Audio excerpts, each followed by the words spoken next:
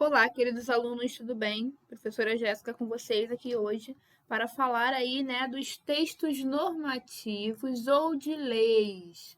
Assunto pertinente aí aos capítulos 20, 21 e 22 do livro de vocês, ok? Antes de iniciar, vou pedir aqueles 3 favores, que o primeiro é deixar um like nesse vídeo, que eu tenho certeza que você vai adorar a explicação. Segundo, se inscreve no nosso canal, caso você ainda não seja inscrito. E o terceiro, ativa o sininho para ficar por dentro de tudo que está rolando aqui no canal, ok?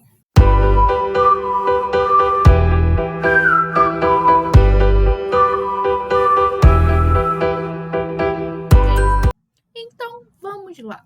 Vamos ver aí o que seria textos normativos ou de leis. Galera, textos normativos, primeiro eu vou explicar os normativos, tá? São aqueles que integram um conjunto de regras, normas e preceitos. Destina-se ali a reger um funcionamento de um grupo ou de uma determinada atividade. Então, os textos normativos são igual ao quê? Eles estabelecem regras ou normas, tá? E para viver em sociedade, nós precisamos seguir regras, não é verdade? Então, temos que seguir quais tipos de regras? Regras de como conviver com outras pessoas, regras para ter segurança no trânsito, né? Tem as leis de trânsito, aquelas regras que a gente não pode ultrapassar o sinal vermelho, que pode causar um acidente, não é isso? Regras de como conseguir uma boa nota, seja na escola, na faculdade, ou até mesmo conseguir uma promoção no seu trabalho, tá? Então, existe regra para tudo na vida. E sendo formais ou informais, essas regras decidem como nos comportamos e elas são construídas, né, por nós, como sociedade. Então, a sociedade em si, né, tem regras a serem seguidas e caso não cumprimos, né, a gente não cumpra essas regras, temos algumas punições, ok? E os textos de lei? O que seria, professora? É um texto com uma ou mais regras de acordo com as formas estabelecidas de uma autoridade competente no âmbito do poder legislativo, tá? Temos aí também que ela é uma espécie de ato normativo que tem um alcance geral ali que prescreve uma regra emanada do poder legislativo e promulgada pelo chefe do poder executivo. É uma norma, vamos dizer assim, escrita, com forma previamente estabelecida que cria, modifica ou extingue regras jurídicas, tá bom? Vamos ver alguns exemplos dos textos normativos e legais? Temos aí o primeiro exemplo, a Constituição da República Federativa do Brasil, que é a que vale hoje, a Constituição Federal, tá? Que também é conhecida como Constituição Cidadã. Ela foi aí, a última atualização dela, né, foi em 1988, é a que vale até hoje, e ela rege todo o ordenamento jurídico brasileiro hoje, tá bom? Temos também o Estatuto da Criança e do Adolescente, o famoso ECA. O Estatuto da Criança e do Adolescente é um dos documentos de referência para a infância, porque nele, galera, a gente prevê medidas de proteção, educação, qualidade de vida e desenvolvimento pleno para os menores do Brasil. Lembrando que não é voltado apenas para um estado ou para um conjunto de estados, tá? É para todo o território nacional. O ECA vale em todo o território nacional.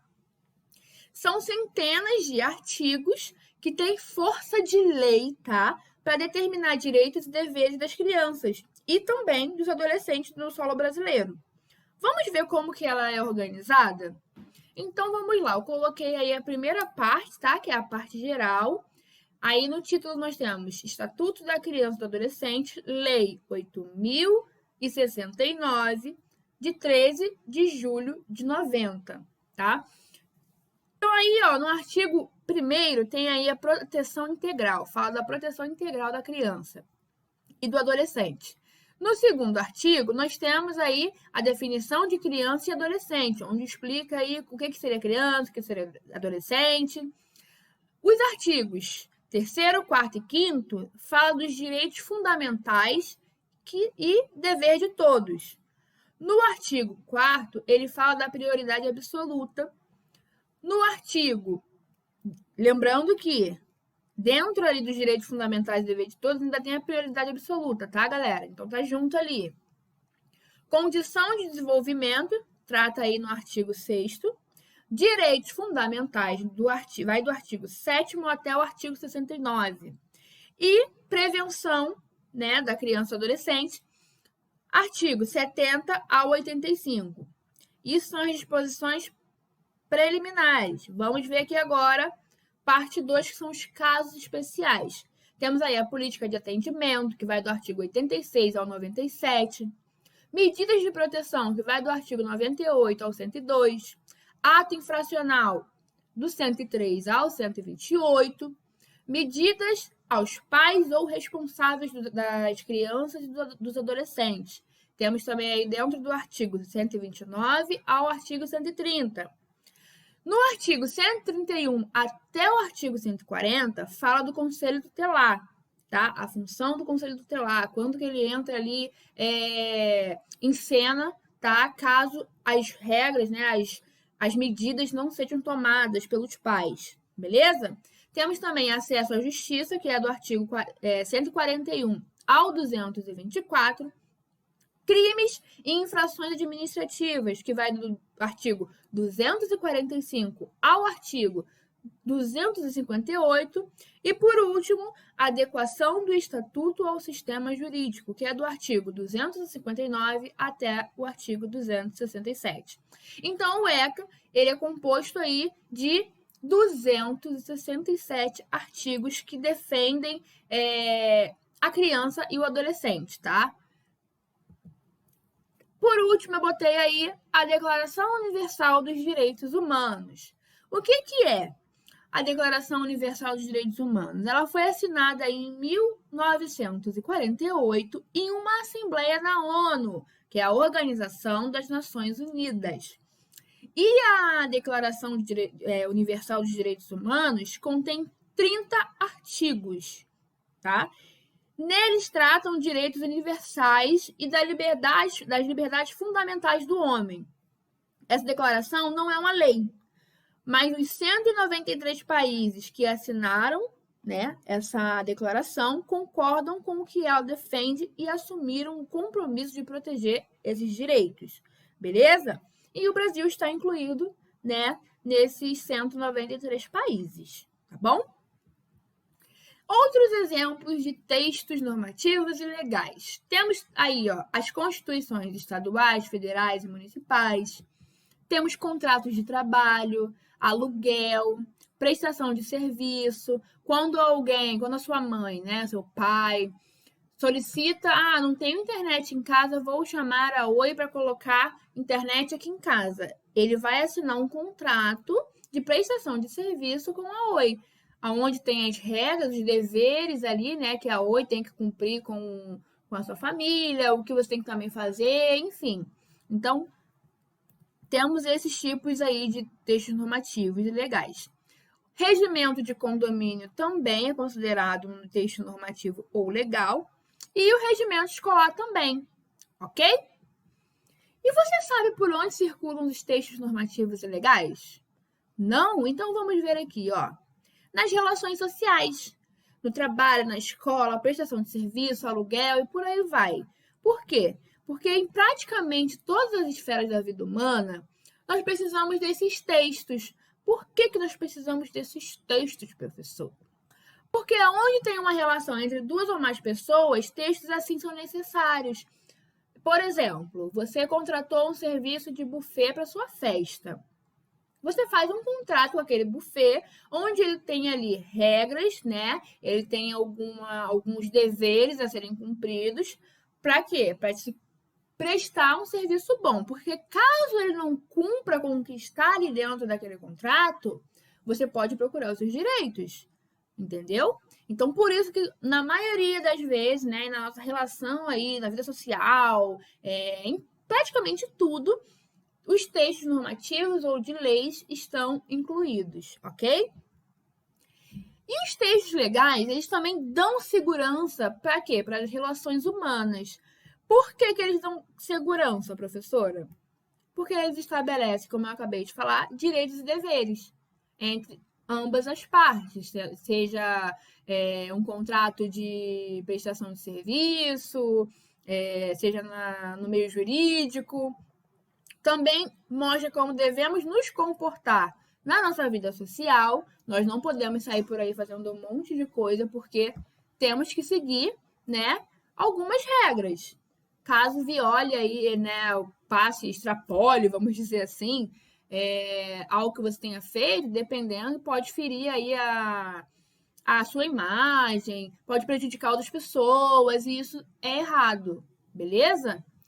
O que precisamos fazer para agir de acordo com a lei, tá? O que fazer para garantir os nossos direitos e também quais são as punições sofridas por quem desobedece às regras. Então, os textos legais são importantíssimos para isso, para todos esses pontos listados aqui. Então, você não pode fazer qualquer coisa, você não pode sair por aí fazendo um monte de besteira, escrevendo nas paredes das pessoas, tá? Porque você está desobedecendo as regras, vamos dizer, de convivência, tá bom? E a linguagem desses textos normativos e legais? Como que funciona? A linguagem desses textos devem ser claras, tá? Por quê? Para não causar nenhum tipo de problema de compreensão para o público que está lendo. Imagina, vem um texto totalmente ali perdido, você não consegue entender, você fala, meu Deus, eu não entendo nada disso. Então ele tem que ser claro, chegar, né? Você conseguir ler e entender. E tem que ser também, galera, objetivo. Por quê? Ele deve se concentrar ali na regulamentação do que está em questão. Por exemplo, se é um texto voltado para um aluguel de um espaço, eu tenho que falar dentro daquele texto sobre o aluguel do espaço. Eu não posso pegar regras de convivência em uma escolar, por exemplo, e colocar dentro de um contrato de aluguel de um espaço de festa. Entendeu? Então, ele tem que ser objetivo, ele tem que falar sobre o que está sendo ali tratado. E a linguagem também tem que ser simples, porque o objetivo desses textos é estabelecer normas de conduta nos diversos campos da vida social, procurando, né, evitar, se possível, ao máximo, né, a possibilidade de várias interpretações. Eu não posso ler um texto desse e ter uma interpretação, e a Mariazinha ler e ter uma outra interpretação. Assim como o Joãozinho não pode também ler e ter uma outra interpretação diferente da minha e da Mariazinha. Entenderam? Então, a linguagem tem que ser simples, trazendo aí, né, um entendimento geral. Ok? E eu trouxe para vocês também algumas características linguísticas desses textos normativos e legais. A primeira é o uso do imperativo, tá? E o emprego do infinitivo na questão dos verbos, né? Nos textos. Então, na elaboração das leis, os verbos podem determinar interpretações muito significativas. Por exemplo, tem verbos que ajudam a gente ali a entender o que está sendo passado, mas às vezes ele não vem sozinho, ele vem acompanhado com outras palavras. Coloquei alguns exemplos para vocês, ó. Temos na questão da obrigatoriedade. Reparem que eu botei aqui o exemplo do artigo 18 do ECA. Olha como tá. É dever de todos velar pela dignidade da criança e do adolescente, pondo-os a salvo de qualquer tratamento desumano, violento, aterrorizante, vexatório ou constrangedor. Reparem que aqui temos o verbo, né, dever. E ele está acompanhado de uma outra palavrinha, que dá aí o entendimento que tem uma obrigação. É a obrigação de todos, ok? Temos também aí a legalidade. Aqui o quê? Eu botei aí o exemplo do artigo 23 do ECA, que a falta ou carência de recursos materiais não constitui motivo suficiente para perda ou suspensão do poder familiar. Então, está dizendo que não constitui motivo suficiente, tá? Temos aí o verbo acompanhado de outras palavras para dar aí o entendimento de legalidade, ok? Permissão. Temos aí o artigo 26 do ECA. Os filhos havidos fora do casamento poderão ser reconhecidos pelos pais, conjunta ou separadamente, no próprio termo de nascimento, por testamento, mediante escritura ou outro documento público, qualquer que seja a origem da filiação. Repare que temos o verbo, não é isso? Acompanhado de outras palavras que eu marquei aqui, dando a ideia de permissão, tá bom? Temos aí também mais um ponto, que é a proibição. Exemplo, artigo 60 do ECA. É proibido qualquer trabalho a menores de 14 anos de idade, salvo na condição de aprendiz. Então, aqui temos o é proibido, né? O verbo proibir junto com uma palavrinha, não é isso? Acompanhando ele, para dar a ideia aí de proibição. Reparem que se eu botasse proibido qualquer trabalho, ia ficar sem nexo. Então, eu utilizei aí outra palavra, né? Juntamente com o verbo, para dar essa ideia de proibição, tá bom? Temos, por último, garantia. Vamos ver aí o artigo 7º do ECA. A criança e o adolescente têm direito à proteção à vida e à saúde, mediante a efetivação de políticas sociais públicas que permitam o nascimento e o desenvolvimento sadio e harmonioso, em condições dignas de existência, tá? Repare que temos o verbo ter, tá? Junto com outra palavra, justamente para quê? Para dar aí um sentido de garantia, que ele tem direito, é garantido a ele, ok? E note que na maioria dos verbos, eles estão o quê? Conjugados no presente. Por quê, professora? Porque eles estão indicando uma ação que é considerada válida hoje. Mesmo que ela tenha sido escrita há anos atrás, é algo que ainda é válido, tá? Então, está no tempo presente. Qualquer criança que nasceu, né, depois ali de 90, que foi quando criaram a lei do ECA, por exemplo, ela tem direito a tudo que está explícito ali no ECA, tá? Tudo que está falando no ECA, criança e adolescente têm direito. Porém, a duração, né? Mas foi escrito em 1990, professora. Não, mas a duração dele é constante. O verbo está no presente e a duração é constante, ok? E qualquer alteração que aconteça ali, né, no ECA ou em qualquer outra lei, sempre será o quê? Discutida, votada, aprovada em assembleia específica. Não pode qualquer pessoa ir lá, não, vou alterar isso aqui e acabou. Não vai ser mais assim, não. Não, ela tem que ser discutida, tem que ser votada e aprovada em assembleia específica. Tem que escolher e aplicar o verbo certo para quê? Para regular corretamente a ação das pessoas que estão sujeitas a uma lei, tá bom? Então, os verbos também são muito importantes aí na construção das leis dos textos normativos, tá bom? Chegamos ao final dessa explicação, espero que vocês tenham gostado, tenham entendido. Sigam a gente aí nas redes sociais, querido.porte, no Facebook, no Instagram e no nosso canal aí, né, Querido Português, ok? Um beijo, fiquem bem e até o próximo vídeo.